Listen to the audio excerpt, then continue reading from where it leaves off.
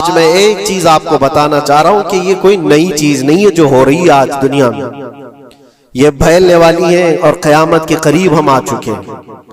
हो सकता है दुनिया पूरी जंगों के लपेट में हो, जो रसूल पाक सल्लल्लाहु अलैहि वसल्लम ने इरशाद फरमाया, कत्ल इतना बढ़ जाएगा कि 100 लोग हो तो 99 मर जाएंगे, एक बच जाएगा।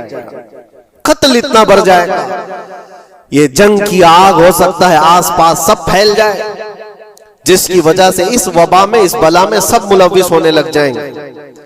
और एक बात ये भी याद रखो, चाहे जैसी भी हुकूमत, तारीख पूरी उठा करके देखना, जुल्म के बाद जो गुरूर और तकब्बुर में आकर फिरौन बनने की कोशिश करता है, उसका अंजाम अल्लाह ताला बहुत भयानक फरमाता है, बहुत भयानक अंजाम होता है। अब के जालिम भी अपने अंजाम के बहुत करीब आ चुके हैं।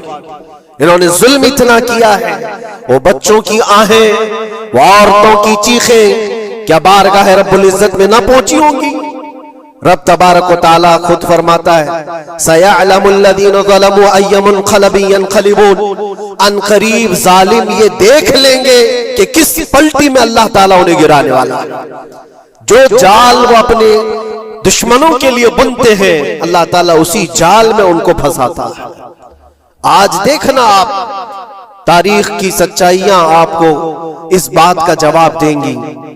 जालिम ये समझता है कि मैं खुदा के बराबर हो चुका, मुझे कोई भी हिलाक नहीं कर सकता। अल्लाह ताला फरमाता है, इन्नमा तकूनु युद्रिकुमुल मौत वलौ कुंतुम फी बुरूजिन मुशय्यदा, तुम मजबूत किले में क्यों ना बैठे हो, मौत तुम्हारे पास आकर पकड़ लेगी। और रब तबारक व तआला के लिए कोई चीज नामुमकिन है।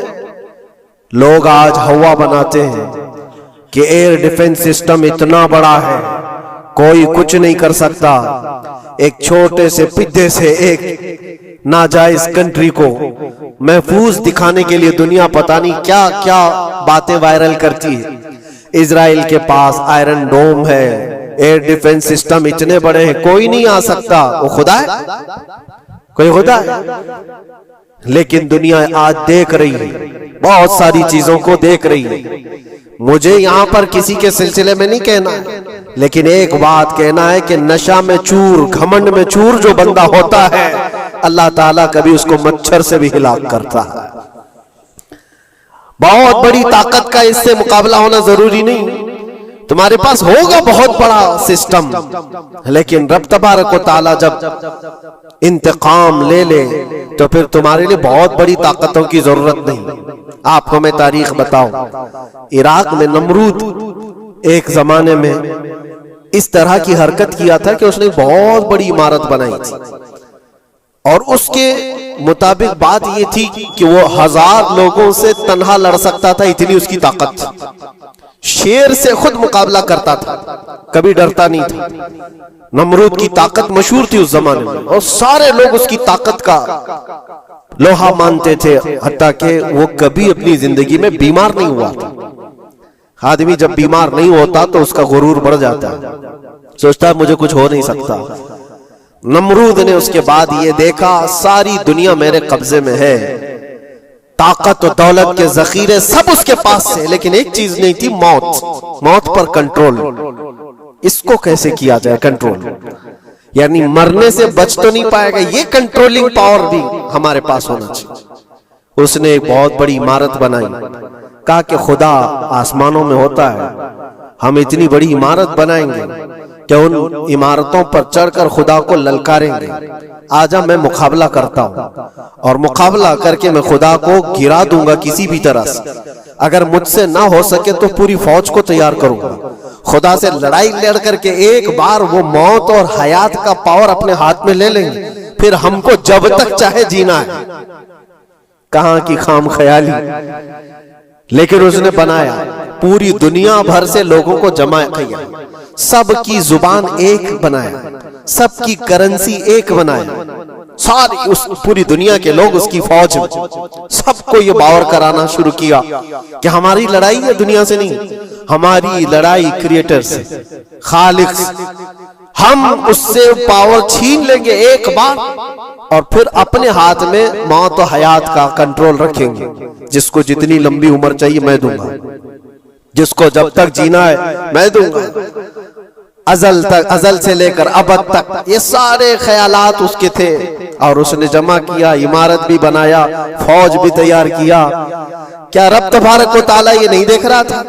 उसकी तैयारी, उसका जमा करना, उसकी इमारत बनाना, बहुत दिनों तक ये सब काम चलता रहा। रब तबारक व तआला किसी से गाफिल नहीं, दिलों में गुजरने वाले हालात से भी बेखबर नहीं, लेकिन बंदे को रब तबारक व तआला ढील देता है। कुरान में रब तआला फरमाता है, वला यहसबन्नल्लज़ीना कफरू अन्नमा नुमली लहुम खैरुल लिअन्फुसिहिम इन्नमा नुमली लहुम लियज़दादू इस्मा। काफिर जो उनको ढील मिली है, ये न समझें कि हमने जो उनको छोड़ रखा है उनके लिए बेहतर है, बल्कि इसलिए हम छोड़ रखे हैं कि वो और ज्यादा करें, और ज्यादा करें। लियज़दादू इस्मा वलहुम अज़ाबुम मुहीन, फिर हम जिल्लत वाला अजाब उन्हें देने वाले हैं। ये मत समझ लो कि रब तबारक व तआला इन सब चीजों से बेखबर है। नमरूद इतना सब करता रहा, अल्लाह ने उसको छोड़ रखा। बना ले, लंबी इमारत बना, फौज भी बना ले, सारी चीजें बना लिया, मुकाबले के लिए उसने दिन भी तय कर लिया। उसके बाद उसको खुदा से लड़ाई लड़नी थी, कहां खुदा तक पहुंचने की बात। लेकिन बंदा जब गुरूर और तकब्बुर में आता है तो वहां तक भी सोचता है, उसे मौत पर कंट्रोल हासिल करना था, बस ये एक चीज थी। फिर जब वो दिन आया, किताबों में मिलता है अल्लाह तबारक व तआला ने फरिश्ते, उसकी जो तादाद है उसका किसी को इल्म नहीं। बारिश के जितने कतरात गिरते हैं ना, एक एक फरिश्ता बूंद लाकर रखता है। अब आप अंदाजा कर सकते हैं फरिश्तों की तादाद कितनी हो सकती। उसमें जो बड़े फरिश्ते हैं वो जिब्राइल, मीकाईल, इसराफील और इज़राइल अलैहिमुस्सलाम, जो सरदार मलाइका हैं, फरिश्ते हैं, उनके अपने अपने काम हैं, बहुत पावरफुल फरिश्ते हैं।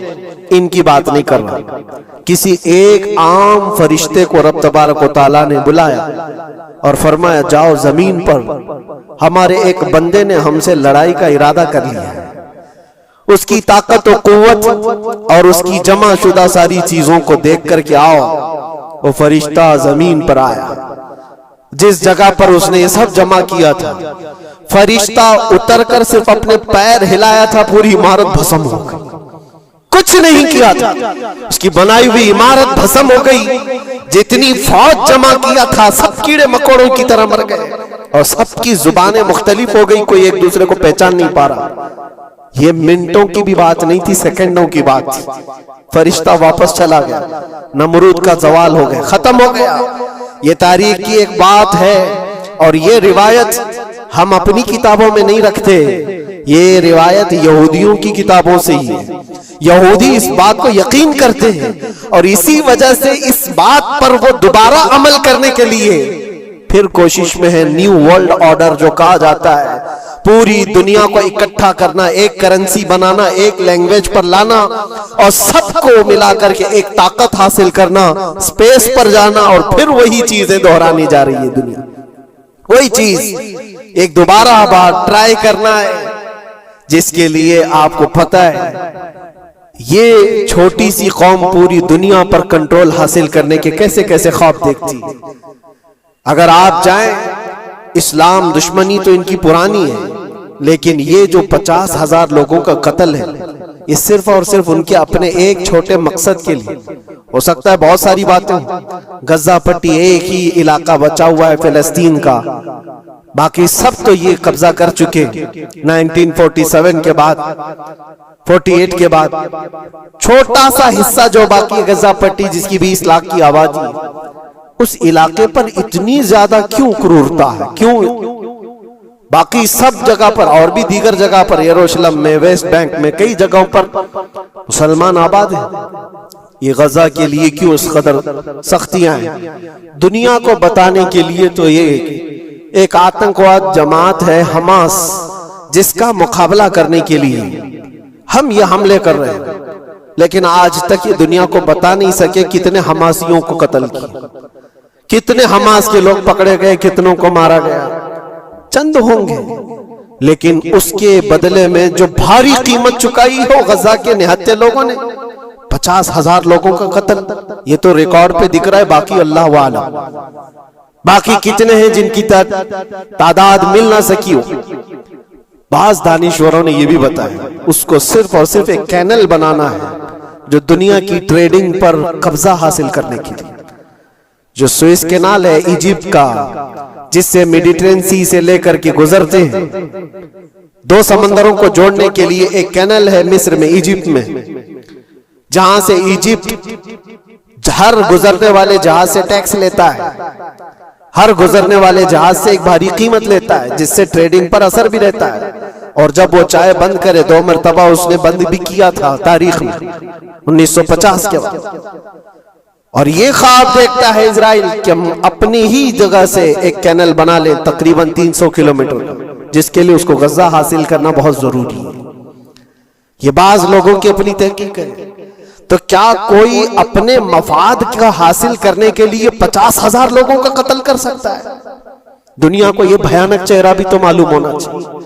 अगर उनको कोई रास्ता बनाना